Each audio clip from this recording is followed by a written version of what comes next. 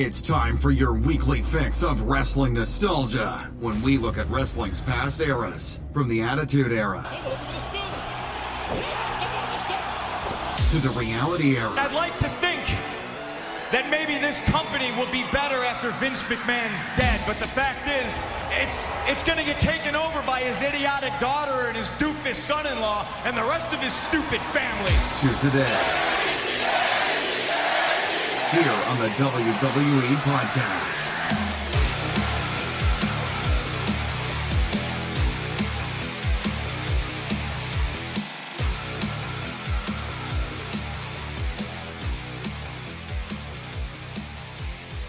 Welcome to the WWE Podcast on this Wednesday, December 11th, 2019. Thank you guys for taking the time to listen to the show. As always, I do appreciate every single one of the listeners out there. And if you're new here, well, you're in for a treat because every week, once a week, we do a wrestling nostalgia segment where we travel back in time. We get in our spaceship or our time machine and we go back through the annals of time and relive some of the moments, some of the biggest moments in WWE history. And today's a good one. Today's one that was suggested to me by a Twitter user, and I didn't think of it. It's a good idea. I got another one, a great one from a co-host, and I will save that one for the next show, and I won't reveal that yet. But today I'm going to go with Paul Wight and his debut in WWE at St. Valentine's Day Massacre. And that was a huge moment, obviously, in the career of Big Show, who debuted in 1999. So a pay-per-view that was not an annual pay-per-view. It was one that, in the era of pay-per-views kind of being created on the fly, outside of your typical WrestleMania, SummerSlam, Survivor Series, and Rumble, this was the era of let's create, let's customize the pay-per-view names. And that's the era that we lived in back in the late 90s. I mean, I can remember In Your House, and whatever the In Your House pay-per-view would be, it was D-Generation X. I can remember that. I can remember Mind Games. I can remember Ground Zero, when The Undertaker and Shawn Michaels were just heating up, leading to the first Hell in a Cell. I believe it was a lumberjack match that they had, and it ended in a no contest. So lots of really good memories from the In Your House series that really led into more of a every month is now scheduled. We all know what every month is going to be. But I do have good news for those that are weary of the pay-per-view schedule for WWE. And that is that there is now, after TLC on Sunday, we have 6 weeks until the next pay-per-view. It's a big one, but 6 weeks. We are going to be able to take a breath, enjoy Christmas, enjoy New Year's, enjoy Martin Luther King, and by that time, we will then be ready for the pay-per-view that is the official start of the road to WrestleMania. It's unbelievable. We're already talking about that, as I feel like it was just last week we were talking about the first ever main event for the women in WrestleMania. And if that's a possibility with Ronda Rousey, who doesn't seem to be in any rush to come back, although that could just be a purposeful misleading to the audience. I wouldn't dispute that whatsoever. And one side note, if you guys hear cars beeping or honking in the background, you hear sirens or what have you, well, right now I'm coming to you live from Rockefeller Center in New York City, in a hotel room, in an undisclosed hotel room. I am coming to you live from that location. So, and you just cannot avoid the sounds of the city that just kind of leak into your room, regardless of what hotel you're in. I've been in many in New York, and it's just impossible to escape the noise. So I will be sleeping with the white noise on tonight. I mean, I can't sleep when it's dead quiet anyway. I don't know if anybody else can, but I have to have something on, and I will just put my phone on like some kind of lullaby channel on Spotify, or some kind of just I don't know, nature sounds or spa radio or some kind of some kind of weird crap just to get myself, away from the city and pretend I'm not in with millions of people right now in the biggest city in the world. And Christmas time, which doubles down on the amount of people here. It's a complete zoo. So if you love it here, I don't know how people live here. I couldn't live here. I'm just not built for this kind of city where there's people everywhere all the time and it's constantly traffic 24/7. I would lose my damn mind. So anyway, that's my rant on New York City. So I just wanted to address that. So if you hear beeping and stuff in the background and other random noises, trust that it's not me. It is the sounds of New York, the glorious sounds of New York City to behold to your ears. All right, well, I'm going to take a quick break for the sponsor of the show, but on the other side, we're going to get right into the Paul Wight debut at St. Valentine's Day Massacre in February of 1999. So stay right here. All right, guys, welcome back. So let's set the stage here for how this match came about. How did Stone Cold versus Vince McMahon come about to create the platform for the Big Show, aka Paul Wight, his real name, debuting in WWE? Obviously, he came over from WCW. He was known as the Giant in WCW, and coming into WWE, he needed to make an impact. And what better way to make an impact? What bigger way to make an impact than to come in and get himself right in the mix and directly involved with the biggest feud in the history of wrestling? And I still believe that today in 2019, that was the biggest draw in professional wrestling history, was the program between Vince McMahon and Stone Cold Steve Austin. That still holds true 20 years later. 20 freaking years later, that program still outdoes any other program ever done in terms of money, fan interest, ratings, you name it. You name the metric, you name the measurement, and this certainly will surpass anything that you give me. Certainly we've had great programs since then, no doubt, but this one by far and away put WWE Attitude on the map. It defeated WCW Monday Night War. It ended the WCW Monday Night War, put WCW out of business. Of course, we had a supporting cast of characters. I'm not saying Vince and Austin did it by themselves, but they certainly were at the forefront of the charge and were the face of victory coming out of the WCW Monday Night War era. And so Paul Wight debuts. No one knew that he was coming in. I certainly didn't even think of it. Vince and Austin were in the middle of their extremely successful program. And Austin, prior to this, the month before, Austin was eliminated by Vince McMahon in the Royal Rumble. That was when Vince McMahon actually won the Royal Rumble. And then subsequent to that, we had the commissioner at the time, Shawn Michaels, come out on Raw, actually up here in the Titantron with Stone Cold, appearing to be at like his home bar or something like that. Austin, if you look in his eyes, Austin genuinely appears buzzed. I mean, that's not a work. Like, look at his eyes in that Monday Night Raw after Rumble 99. Anyway, so he comes on the screen as the commissioner at the time, and after Vince McMahon waived all rights and privileges as the number one, or as the winner of the Royal Rumble, HBK reminds Vince McMahon that when he does that, those benefits and that victory goes to the runner-up, being Stone Cold Steve Austin. And Austin was eliminated, not just because Vince McMahon tossed him over, but because he was distracted by The Rock coming out. And I think at that point, we all knew it was going to be Austin and Rock. We just didn't know how we were going to get there.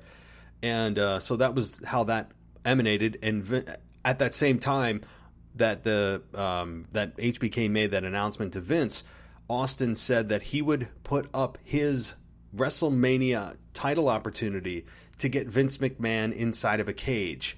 So he wanted his hands so badly on Vince McMahon that he was willing to put his WrestleMania main event spot on the line, and that's just what he did. Vince agreed, made sense, and you get these two inside a steel cage. And this is not the steel cage that is of today's steel cage. This is the steel cage that is completely unforgiving. This is a steel cage that, if you hear Mick Foley speak about often, and legends that Ric Flair has spoke about this kind of cage as well. It's this, and again, back in the day, this cage was painted more of a light blue. For St. Valentine's Day Massacre, it was painted a black, but it's the same type of thick bar steel cage. It's not today's. It's basically today's is like a, it's Hell in a Cell cut in half. I mean, it's that type of mesh that has a give. This steel has zero give to it, zero, because it's true thick steel. So we had this match between Vince and Austin, and during the match, Austin appeared to be playing with Vince McMahon for the majority of the time, and Vince ended up taking a bump from the top of the cage onto the table, ended up breaking his tailbone, and Vince certainly put his body on the line here. And, well, as always, guys, I have a bit of a audio clip to jog your memory, or maybe for the first time you're hearing this, but either way, it's worth a listen. This is the end of the match as Austin is appearing to close in on victory.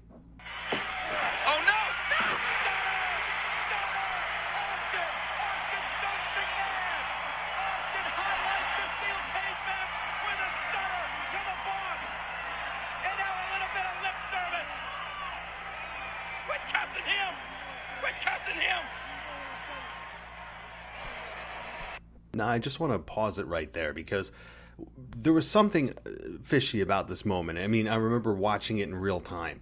When a babyface takes too much time to do something and they clearly have the victory in their grasp and they don't just jump on it, you know something is up. Something is up. If you're a wrestling fan, you know that you smell something wrong in the air.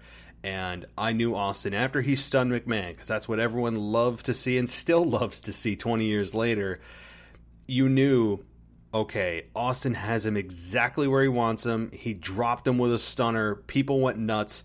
And then he's hanging out too long, showcasing to Vince, saying, trash-talking him as, well, let's take a listen and find out.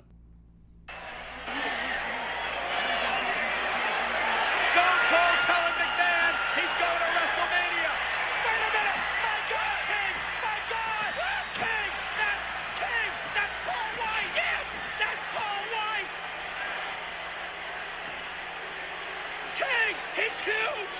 Look at that! He's helped Mr. McMahon to his feet! Paul Wight is here! This guy's gotta be over 7 feet tall! He's colossal! Look! You knew the boss had to have something up his sleeve! I knew it! You didn't know it! Stone Cold waited too long! You didn't believe in the boss! I'm going to pause it again right there. The reason is, as I'm watching this, I do remember something very important to take into consideration as you're listening. We had, as part of a stipulation of this match, or as part of the, I guess, framework of this match, is that Vince McMahon had said to Stone Cold that no member of the corporation will interfere in this match. Well, Vince had held to his word, because Paul Wight is not a member of the corporation. So that was also a nice little a play on words, and to think that, okay, well, if no one from the corporation is going to help Vince is screwed, right? Well, he appears to not be at this moment, but I think we all know how this ends, so let's get to the conclusion. McMahon wants Austin to suffer what he suffered in this match. Austin is going to learn you don't cross the boss. Look at and get away with it. Austin manhandled. Austin into the cage. Austin, the cage gave way. Austin's down. Austin's out of the cage. Austin's out of the cage. Austin's out of the cage. I can't believe it. The man who now goes on to WrestleMania. Steve Austin. What? Austin's going to WrestleMania. Stone Cold is going to WrestleMania 15. Oh no! Mr. McMahon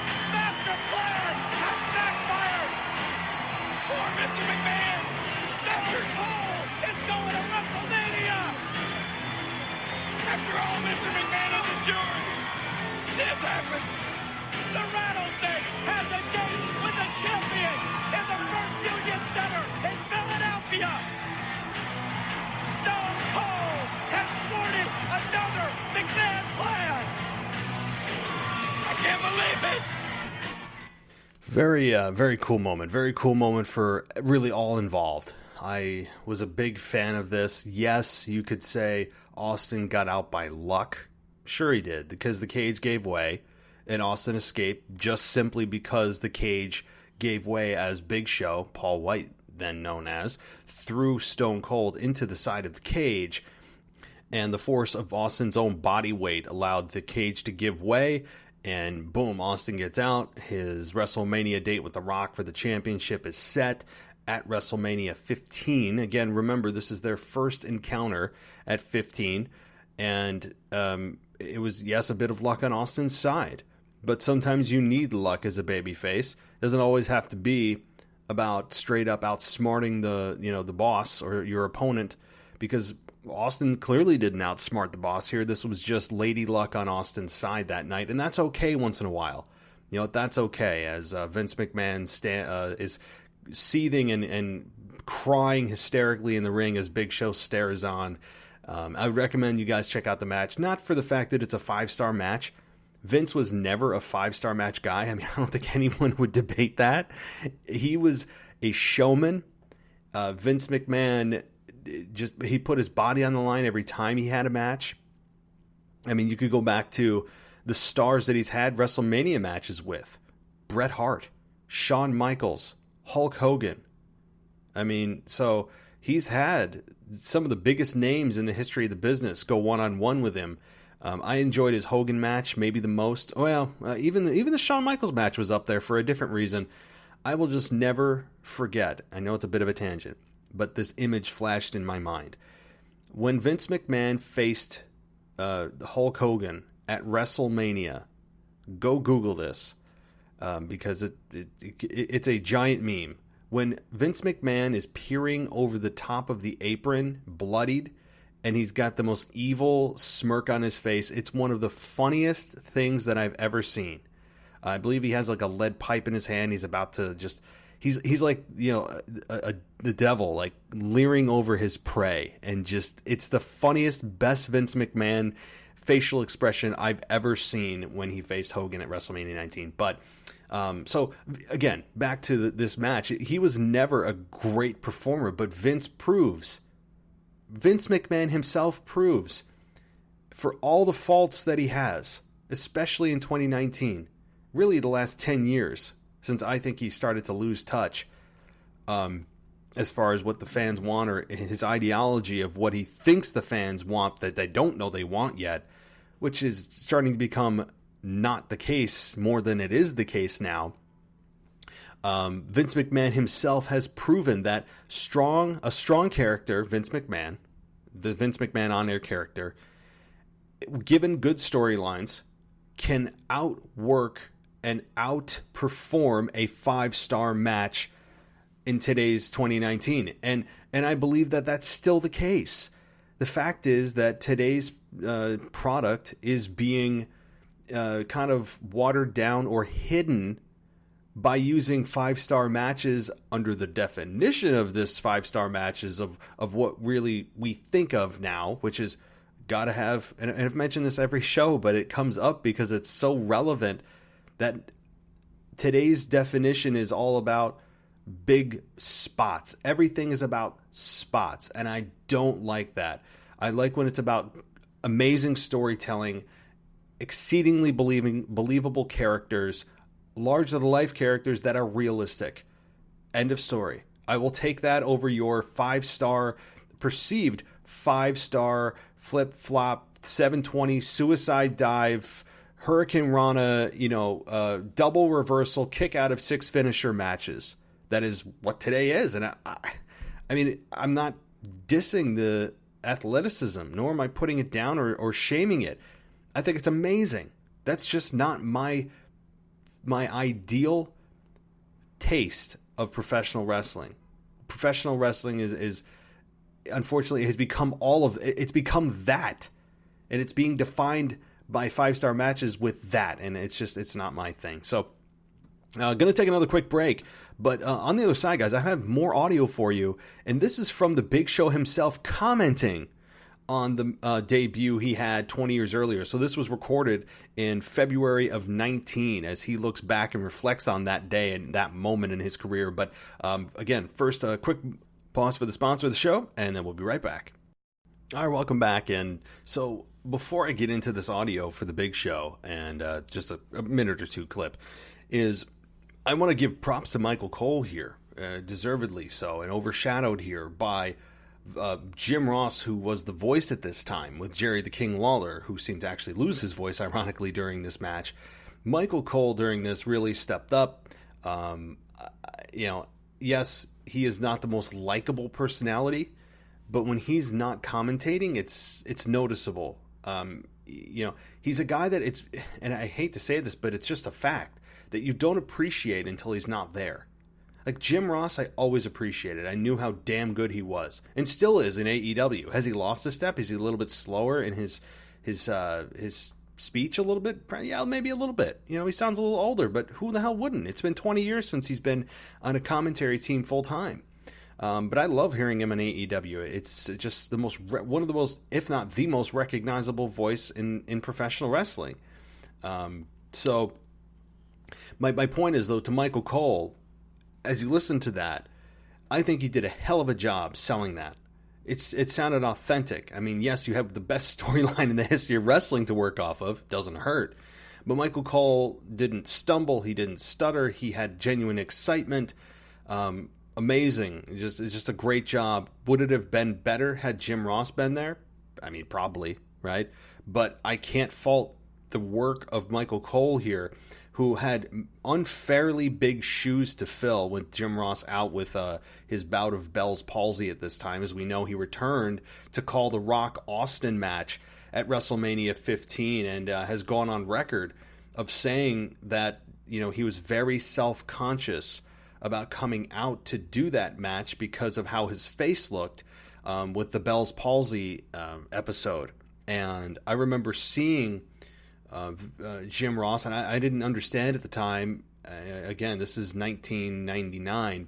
I didn't understand at the time why he was out. The internet wasn't what it is today. Social media didn't really exist. You had big websites, and you had your typical dirt sheet websites, and you'd get pieces of information here and there, but you didn't know what was true and what wasn't. And I knew that Jim Ross was sick, and I loved hearing him every Monday night. When I would hear Michael Cole, I would say, "Damn it, where the hell's JR?" And I still have a little bit of that today. But I really think that during that day re-debut of Jim Ross coming out for 15, it took a lot of courage for him to come out. It took a lot of courage for him to show the millions of people his face, which I can't relate. I don't have Bell's palsy, thank God. But I remember hearing Jim Ross talk about that moment. So, and having him call that match was pretty damn special. Again, this is WrestleMania 15, the month later. But nonetheless, props to Michael Cole. So, all right, well, let's listen. What did the Big Show think of this? Well, let's get our answer.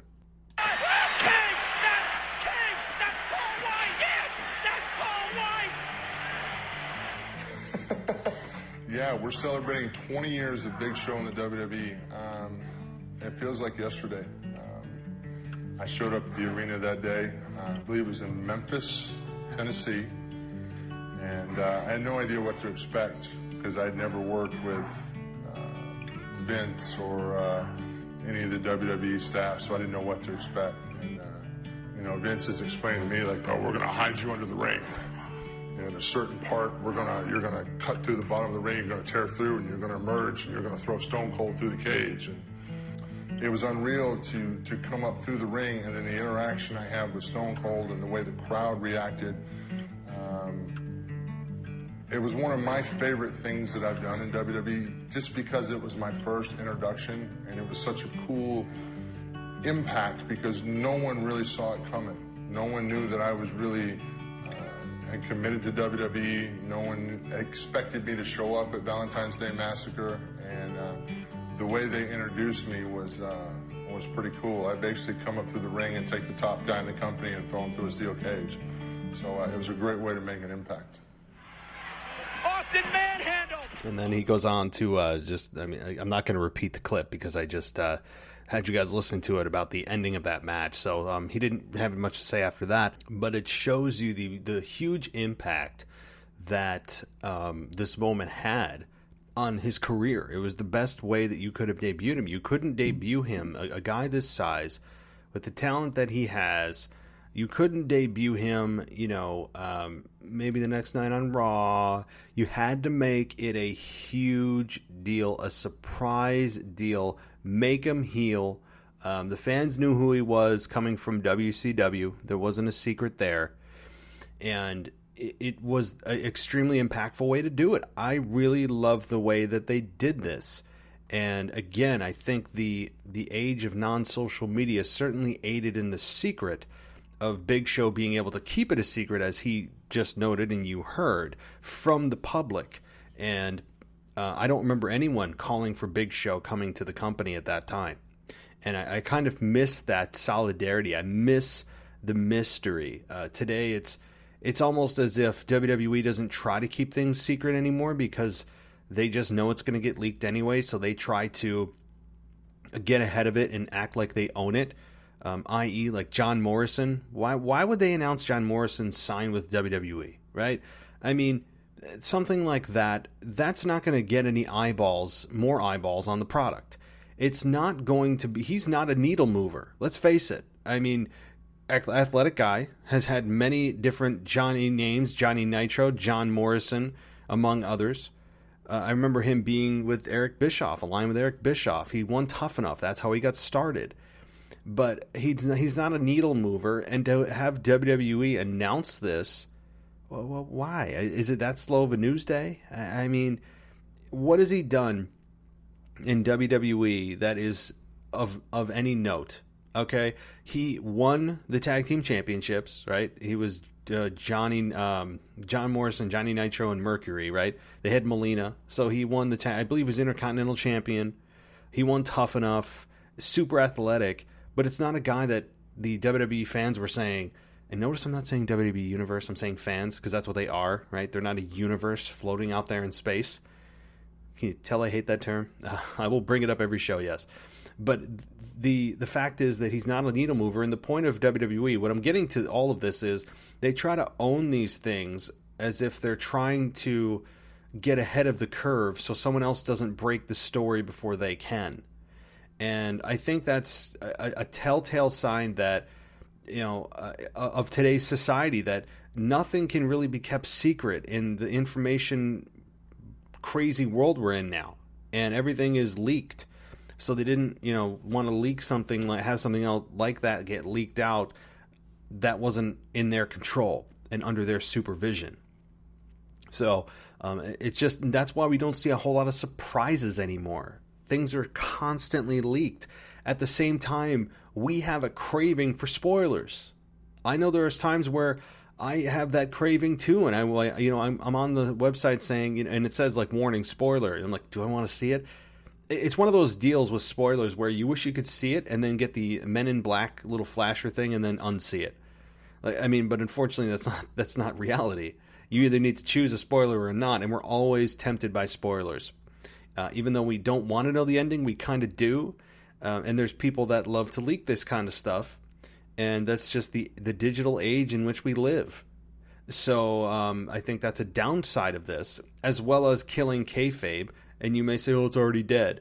But that's how professional wrestling lives on. I mean, you may be living with a barely alive corpse of kayfabe. But that is, to me, what professional wrestling still will thrive on in the future is believability and protecting the business. You can pull back the curtain a little bit. Well, it's been pulled back, but you can, I guess, put it back to where it was, I think, to some degree. I think it's possible. All the way? No. You're never going to be able to get it back all the way where people actually believe it's real. But you want people to have some type of doubt. You want them to suspend their disbelief for the time that you're performing in the ring. And I think social media, for all of its benefits, and, other things that it can provide positively to society, with people staying in communication and ideas being shared, all this kind of stuff. It certainly has killed the professional wrestling business, with so many guys and gals on social media just being themselves or taking pictures with their opponents and all this stuff that, well, it's social media, who cares? And they've been brainwashed from WWE to say, well, you do whatever you want, you're on your personal account or whatever. I mean, I disagree. I don't need to see, the person you just had a heated program with doing duck face kissy lips with, and having a glass of wine. I don't need that crap. I think that part of social media has really, really damaged the business. And you may say, well, this business was already damaged. People already knew, but it's a constant reminder. That's the problem, is it doesn't just kill it once. It's like a daily medicine, a daily poison that just infiltrates the professional wrestling industry of, look what I did today. I'm not really a bad guy or gal. Look what I did today. I took my kids to the mall and I got them new shoes or whatever. Or look, I'm at Starbucks. I'm just like you. I'm relatable, even though I'm a heel. I mean, so this kind of stuff, I don't know. I may be super old school on this. I'm 34 years old, so saying old school, I guess, is a relative term. But I just like to believe, and having a constant daily reminder from the stars that you follow, that what you're watching on a Monday, Friday, and occasionally Sunday or Wednesday is all the work, which we all know it is, but we'd like to believe just a little bit.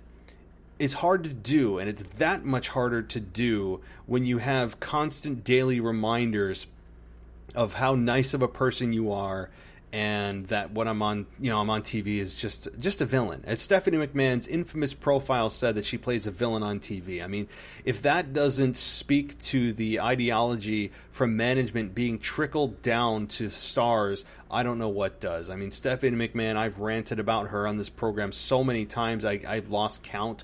It's been a while since I've mentioned Stephanie, and that's probably because Stephanie has been off TV. Praise God that she's been off TV, and the Authority is no longer a thing, at least on air. Right? They're still a thing behind the scenes. So the wrestlers are still living the Authority storyline for real backstage, but thank God that we are not exposed to that anymore on a weekly basis. And Stephanie, again, man, you talk about her putting the brand of WWE over what WWE is, and what this company was built on, and what it continues to be, and that's a professional wrestling company. Boy, you talk about somebody in the company that tries to run further from what their own identity is. Look no further than Stephanie McMahon. I mean, she is the epitome of running from the identity of this company.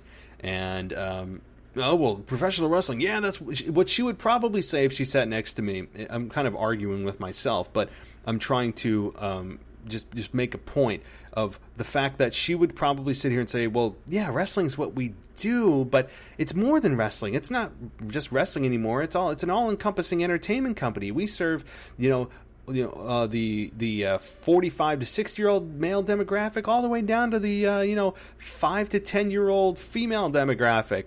We produce movies, and philanthropy is the future of this business, and she does charities and all this nonsensical garbage that's nothing more than just a deodorant for what this company is. It's a deodorizer for the public to try to change their perception of what WWE is. And I understand they're a business, but when you are disgracing and running from your own identity, it's a bad reflection on you, and it shows that you're ashamed of what this company is. And that is and will always be, let's say it all together now, and I'm sure if Vince, Stephanie, or any management in WWE have been, plug your ears on these two words, it's a wrestling company. I hope you guys didn't hear that. I know those are two cardinal sins, or that is the cardinal sin to speak of what WWE is. And you can say, they're entertainment. Well, how do you entertain them? How do you do it? Oh, that's right, through wrestling. All right? We do comedy skits, and we do drama. Yeah, you do. very poorly. Very poorly. Very poorly. So there's my quick rant on some other items that my brain just goes to. See? I mean, like, we have wrestling nostalgia, but we also have mini rants. We also have kind of like what's on my mind, or, you know, what grinds my gears, although that's a very overused segment name. So, all right. Well, as I'm typing here, but I'm looking to see if there's anything come through the wire that I wanted to make note of. And let's take a look here. Looks like a bit of a slower news day. As I speak, though, we do have AEW and NXT conclude, and so I'll be getting that review to you guys, of course, tomorrow and Friday, and then on Saturday, Ashley joins me for a TLC pay-per-view preview. So in the news, again, not a whole lot of news coming out today, but Seth Rollins suffered a minor injury in a match with Eric Rowan on Sunday in a house show, suffered a broken finger. I don't know what that means moving forward. Probably a few week recovery, maybe a month or so, and then back in action, maybe less. Maybe he just won't care. I mean, maybe medical will clear him before then.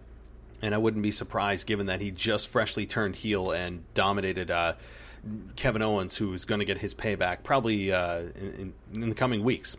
Ronda Rousey is said to be in no rush to return to WWE. I mentioned that at the beginning of the show. No surprise there. If that's the case, if it's not just a red herring and it's a purposefully misleading term that she used, which, again, I mean, she's trying to find the balance between WWE and family. Get it. Totally understand, but I would love to see her back as a heel. I mean, the women's division, she's saying, oh, the women's division's killing it, they don't need me. Yeah, they do. Yeah, they do, Rhonda. You were loved you as a heel. Don't ever come back as a babyface. Come back as a heel and kick ass. That's all I have to say about that. So don't say that, you know, all the women are killing it, you know, so just trust me. CM Punk booked the Lana Lashley Rusev storyline to WrestleMania in kind of a joke, where Lana ends up marrying Lashley, and Lashley and Lana end up divorced, and then Lashley and Rusev find a common ex-wife enemy to team against, and she finds a team to go after them, and they go to WrestleMania, and then that team faces Rusev and Lashley, and the loser gets Lana. I mean, I don't know. Obviously, he's just kind of joking around, but it's always good to see Punk on backstage. Always a very cool deal to see Punk on any kind of WWE television. And I think we can all say in unison, or ask in unison, hey, Punk, when you coming back for real, right? When are you coming back for real? That's the true question. It's not a if. I think it's a when now. So, but I've already addressed my thoughts on Punk in many a show prior to this one. So, as I'm looking through the news feed, that's really the top news stories here.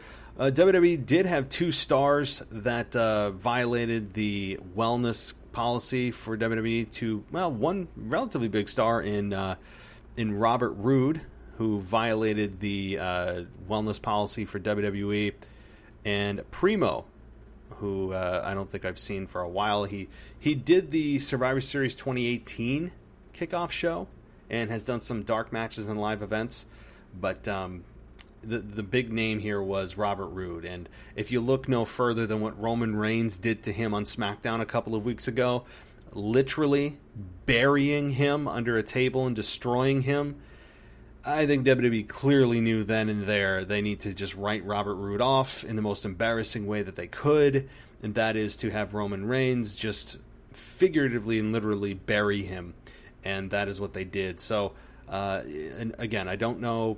I would assume that if this is the first violation, it's a 30-day suspension. So we will see. I don't know the substance. I don't know any more than you probably do based on the statement WWE released. And